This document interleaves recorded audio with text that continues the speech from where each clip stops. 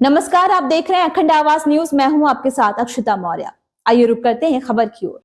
केंद्रीय मंत्रिमंडल द्वारा राष्ट्रीय जनगणना में जाति जनगणना को शामिल करने की मंजूरी पर केंद्रीय मंत्री धर्मेंद्र प्रधान ने कहा, कल जब यह फैसला लिया गया तो कुछ लोग भड़क गए। वे कह रहे थे सरकार उनकी है, सिस्टम हमारा है। 1951 में सरकार और सिस्टम पर किसका नियंत्रण था? यह सर्वविदित है कि अगर देश में बाबा साहब और महात्मा गांधी ना होते, अगर नेहरू के मन में सामाजिक संवेदनशीलता का मुद्दा ना होता, अगर संविधान सभा से सलाह लेने की जरूरत ना होती तो आज देश में आरक्षण नहीं होता। नेहरू जाति आधारित आरक्षण के कट्टर विरोधी थे। मंडल आयोग की रिपोर्ट को 10 साल तक कालकोठरी में किसने बंद रखा? वीपी सिंह के नेतृत्व वाली सरकार में हमारे सुझाव पर मंडल आयोग की रिपोर्ट लागू की गई। राजीव गांधी ने भी ओबीसी आरक्षण के खिलाफ लंबे लंबे भाषण दिए हैं, जिनका सामाजिक न्याय अपने परिवारों के लिए न्याय तक सीमित है। उनसे हम क्या उम्मीद कर सकते हैं? कांग्रेस पार्टी हमेशा से देश के वंचित आदिवासी,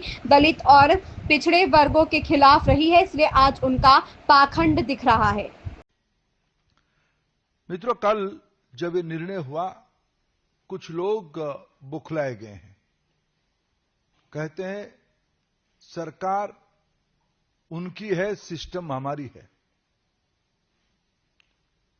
मैं जब बात आ ही गई तो थोड़ा पूरी बात खुल के चर्चा करनी ही चाहिए।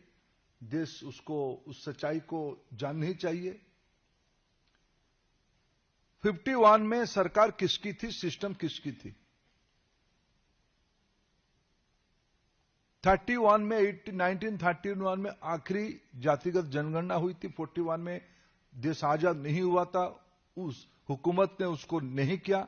लेकिन 51 में सिस्टम और सरकार किसके हाथ में थी? स्वर्गीय पंडित जवाहरलाल नेहरू जी ने कि मत यह जग जाहिर था।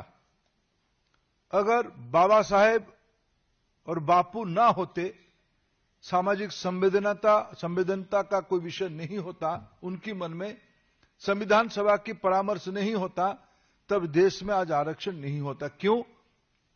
पहला प्रधानमंत्री पंडित नेहरू जी जातिगत आरक्षण के कट्टर विरोधी थे।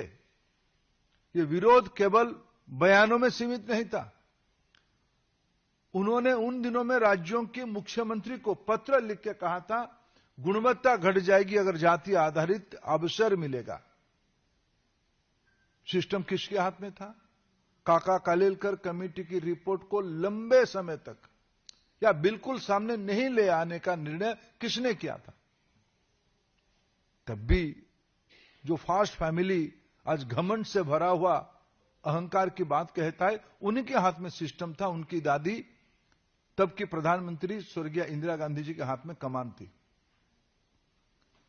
जनता पार्टी सरकार ने 77 में मंडल कमीशन बिठाई, फिर एक बार सामाजिक न्याय को पटरी पर लाने के लिए। तब भी जनसंघ भारतीय जनता पार्टी के पूर्व रूप की हिस्सेदारी जनता पार्टी में था। हमारे नेता अटल बिहारी वाजपेयी जी, श्री लालकृष्ण आडवाणी जी तब भी उस सरकार के हिस्सा थे। उस मंडल कमीशन की रिपोर्ट को 10 साल तक काल कोठरी में बंद रखने का काम किसने किया? सिस्टम किसके हाथ में था? सरकार किसकी थी? कांग्रेस पार्टी की थी। जब बीपी सिंह जी के नेतृत्व की सरकार मंडल कमीशन को लागू किया, तब भी भारतीय जनता पार्टी उस सरकार की समर्थक रही। हमारी समर्थन से सरकार बनी थी, हमारी सुझाव से मंडल कमीशन लागू हुआ। और यह देश भूला नहीं है। मैं आप सभी को अनुरोध करूंगा, आप सभी के आर्काइव्स में जाके एक बार देख ले, उस समय की प्रधानमंत्री श्री राजीव गांधी जी की, पूर्व प्रधानमंत्री नेता प्रतिपक्ष श्री राजीव गांधी जी की क्या बयान था। इस खबर में बस इतना ही। बने रहिए अखंड आवाज न्यूज के साथ।